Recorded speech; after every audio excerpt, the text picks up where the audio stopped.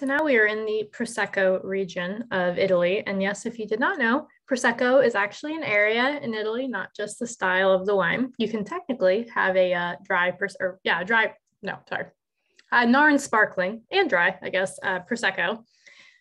So it's not just the bubbly wines that you expect. It's just like the same thing as champagne, where like it can't be Prosecco unless it's from the Prosecco region. It's just Prosecco is typically considered, less fancy than champagne. The style takes a lot less time to create. And I won't go too much into the actual makings of Prosecco, other than just to say that in champagne, they do it all by hand, and it takes a significant amount of time to let the bubbles create in the bottle, versus in Prosecco, they use a Charmat method where they actually have carbonation and have like the wine flow through a tank to make it carbonated to go in. So also very different than Pet Nat. Pet Nat is more similar to the champagne method, but just doesn't have the extra step that champagne has. So I just thought I wasn't going to get into it, but that's like the simplest way I can put it. And I love this Prosecco for a lot of reasons, but I really think that generally Prosecco is the prize performer of the sparkling wines. And I think this one is no different. It is an amazing value for what you get from it.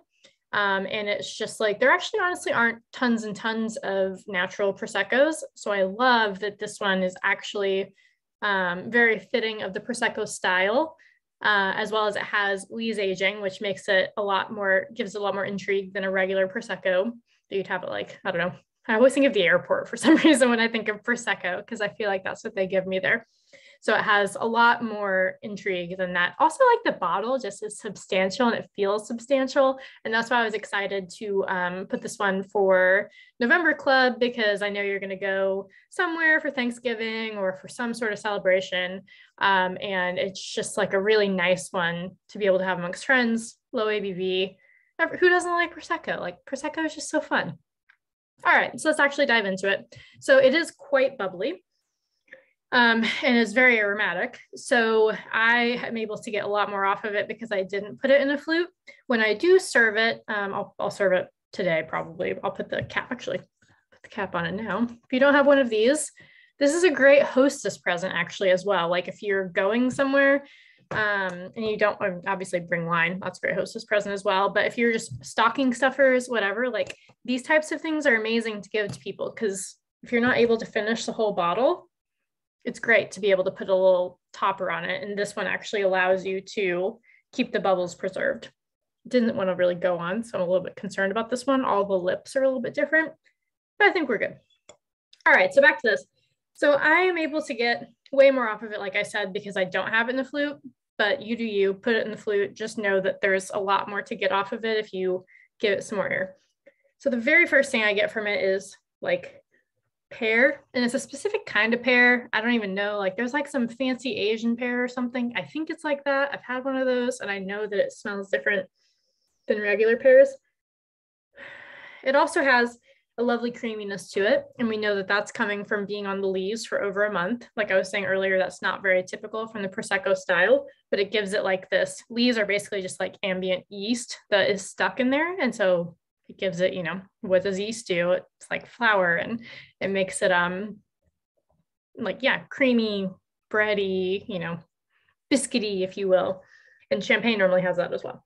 So that's a really nice asset here. But then it's just also just super fresh. It's like limey and lemony, especially when you go towards the bottom.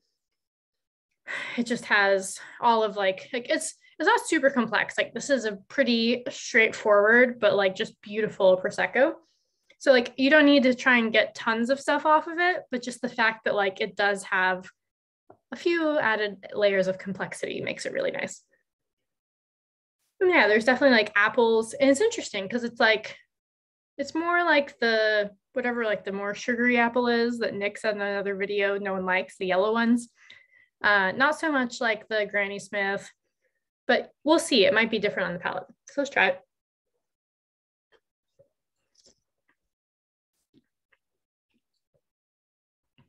Frothy goodness. So I would say that the bubbles on this are just perfection, exactly what you're looking for from a Prosecco. Not too overpowering, but just enough to like really give it like a full coating of your mouth and really allow all the flavors to hit everywhere where you might be able to taste, because there's all different types of, you know, taste is experienced in different ways throughout your entire mouth. So you're able to get both like the components of like the acidity that I would say are attributed to the lime and the lemon that I was talking about earlier, plus, you know, your Granny Smith apple, and even that more sugary apple, like that's still an acidic thing as well. But then also like in that mouthfeel, it's still like light bodied. It doesn't have like a weighty medium body to it, but it just allows it to really coat, and it just feels with that coating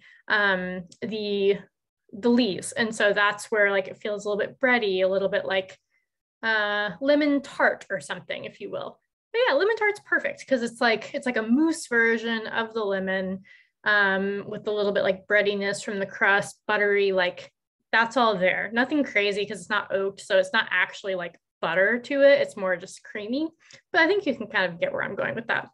So because it has the bubbles, because it's like super fresh, but also has like just a little bit more weight than a normal Prosecco would, it's perfect for Thanksgiving.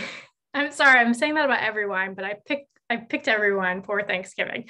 So it's perfect for that. It's perfect for putting with literally any kind of food. Oh, I should mention, I think this was obvious, but if it wasn't, it's not sweet at all. Like it's dry. There might be a little bit of residual sugar in it.